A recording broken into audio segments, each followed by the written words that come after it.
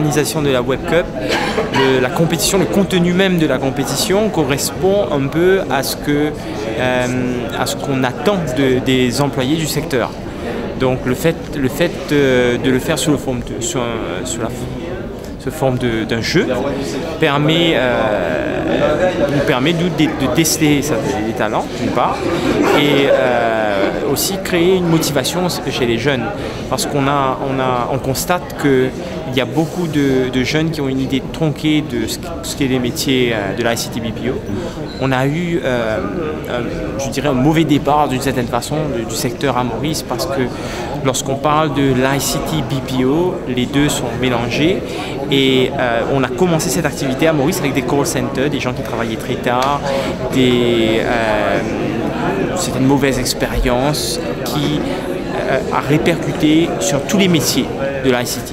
Donc aujourd'hui, des gens qui pourraient entrer dans le secteur ont cette idée fausse des métiers de l'ICT.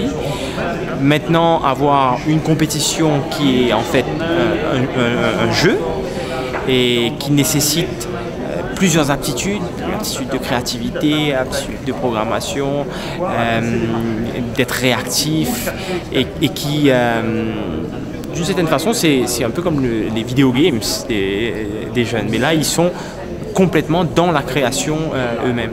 Et ça nous permet de donner une meilleure idée des carrières du secteur. Le secteur TIC a eu une forte croissance, je dirais 4-5 ans de cela.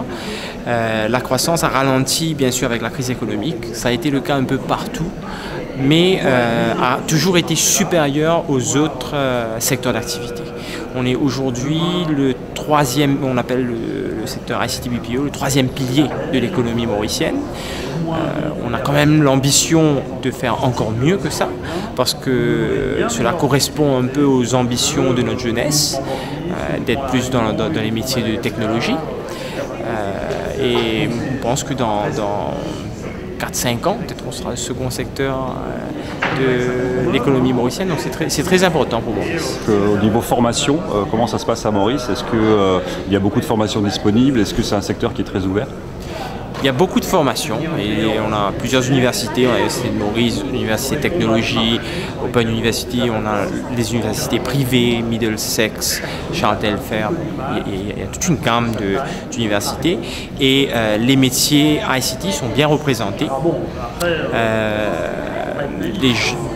Maintenant, on encourage les jeunes de rentrer de plus en plus dans ces diplômes. Le gros problème qu'on a eu dans le passé, c'est que les formations universitaires étaient très académiques, donc un peu éloignées du besoin des entreprises.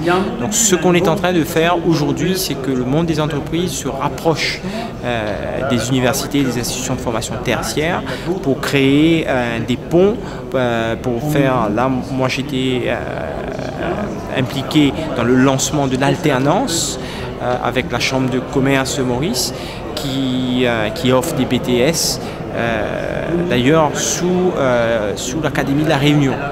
L'Académie de la Réunion. Voilà un autre exemple de coopération régionale, donc des BTS où des jeunes seront à la fois dans les entreprises mauriciennes et à la fois à la Chambre de commerce pour suivre un cursus de BTS.